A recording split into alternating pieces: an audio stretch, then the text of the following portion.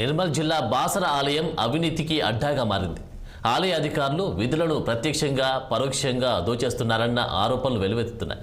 ఇక వేలంపాటదారులు భక్తుల జేబులకు చిల్లులు పెడుతున్నారు. దేవస్థాన అధికారులు తమకేమీ పట్టనట్టు టెండర్దారులకి వంత పాడుతూ ఉండడం విమర్శలకు తావిస్తోంది. శ్రీ జ్ఞాన సరస్వతి ఆలయంలో నిత్యాన్నదానం, ప్రసాదాల తయారీ సహా గుడిలో ఉపయోగించే ప్రతి నిత్యావసర వస్తువుకు మార్కెట్ ధర కంటే ఎన్నో రెట్లు అధిక ధరకు కొనుగోలు చేస్తున్నారని ఆరోపణలు ఉన్నాయి. నిత్యం ఉపయోగించే కిరాణా సామాగ్రితో పాటు చీపుర్లు, ప్లాస్టిక్ డబ్బాలు వంటి వస్తువులను కాంట్రాక్టు సంస్థ అందించాలి.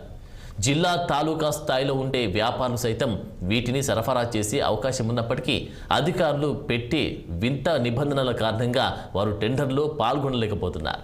దీన్ని ఆసరాగా తీసుకుని దేవాదాయ అధికారులు అవినీతికి తెరలేపారు.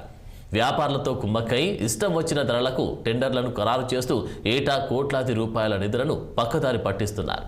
టెండర్ల సమయంలో మొదటి గ్రేడ్ అని చెప్పిన అమ్మకందారులు సరఫరాలో మాత్రం నాసిరకం సరుకులు అంటగడుతున్నట్లు ఆరోపణలు ఉన్నాయి.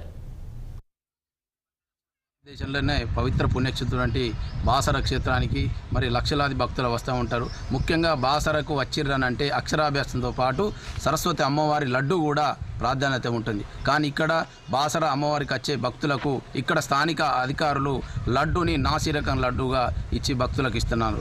ఎందుకనంటే ఇక్కడ ఒక 443 రూపాయలు ఉన్నటువంటి జెమిని టీ పొడిని 556 రూపాయలకు వాడుతూ ఉన్నారు. అదేవిధంగా 126 రూపాయల నుండి పామాయిల్ ప్యాకెట్ని 223 రూపాయలు వాడుతూ ఉన్నారు. అదేవిధంగా పల్లి సుమారుగా 130 రూపాయలు ఉంటుంది, దాన్ని 173 రూపాయలు.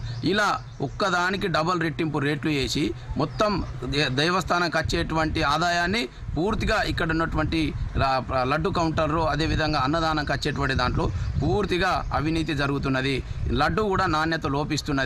ఇక్కడ ఎవరి లోపం అంటే స్థానిక ఈవో గారిది, అదే ఉన్నటువంటి ఇక్కడ అధికారులది.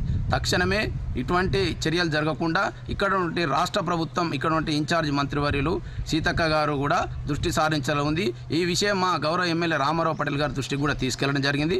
దక్షిణ భారతదేశంలోనే పవిత్ర పుణ్యక్షేత్రం బాసర క్షేత్రానికి